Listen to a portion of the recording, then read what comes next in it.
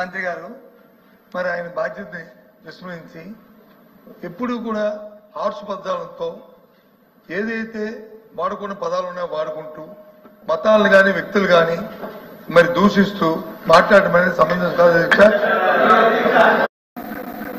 అంటే పేరు నేను కోట్ చేయకూడదు కానీ మంత్రి గారు మరి ఆయన బాధ్యతని విస్మరించి ఎప్పుడు కూడా హార్ష్ పదాలతో ఏదైతే వాడుకున్న పదాలు ఉన్నాయో వాడుకుంటూ మతాలను కానీ వ్యక్తులు కానీ మరి దూషిస్తూ మాట్లాడడం అనేది సంబంధం కాదు అధ్యక్ష.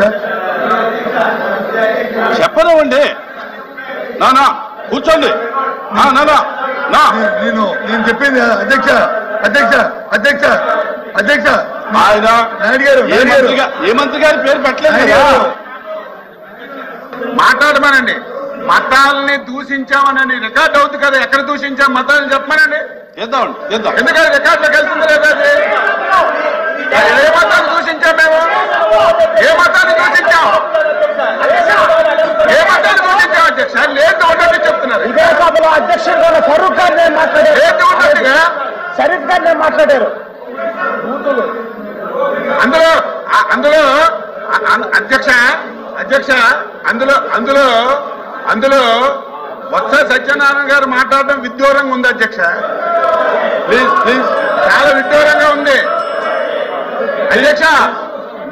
మీ స్థానంలో అధ్యక్ష, మీ స్థానంలో గతంలో చైర్మన్ గారు ఉన్నారు అధ్యక్ష, షరీఫ్ గారు ఉన్నారు అక్కడ అధ్యక్ష.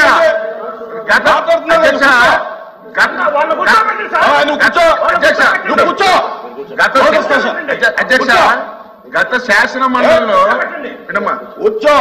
శాసన మండలిలో తమరు స్థానంలో ముస్లిం మైనార్టీకి చెందినటువంటి శ్రీకాంత్ గారు మంచి పద్ధతి కాదు. శ్రీకాంత్ గారు మంచి పద్ధతి కాదు అధ్యక్ష. గత సభలో తమరు స్థానంలో గౌరవనీయులైనటువంటి షరీఫ్ గారు చైర్మన్ గా ఉన్నారు అధ్యక్ష. ఆ రోజు ఇదే సత్యబాబు గారు మంత్రిగా వీడియో కావాలంటే ఇస్తాను, వేయమనండి. రామారావు కూర్చోండి, వేయమనండి. వీడియో ఇస్తాను, వాళ్ళు తిట్లు ఆ జోలికి పోవద్దు. మేమేమన్నాం? ఎవరిని కించపరచలేదు. ఒకవేళ మంత్రి గారు ఆ మాటకి మీరు బాధపడి ఉంటే నేను వెనక్కి తీసుకుంటున్నానని గౌరవంగా చెప్తే మీరు ఒక మతానికి కించపరిచారు, ఒక కులానికి కించపరిచారు. లేని మాటలు మీరు అంటుంటే ఎలాగో మాకు ఊరుకోమంటారు? ధర్మమా? ఏమన్నారు ఆయన? ఏమన్నారు? తప్పులు చేసిన వాళ్ళు హజ్కెళ్ళినా కాశీకెళ్ళినా తప్పులన్నీ పోతాయని వెళ్తారని చెప్పి సామెతోటి చెప్పారు. ఆ సామెత కూడా తప్పైతే, ఆ సామెత అన్పార్లమెంటరీ అయితే, ఎవరైనా బాధపడితే బేషరతుగా నేను వెనక్కి తీసుకుంటున్నాను చెప్తే గౌరవ సభ్యులు, ఇక దాన్ని మీరు 10 మంది సభ్యులతో మాట్లాడించడం పెద్ద చేయడం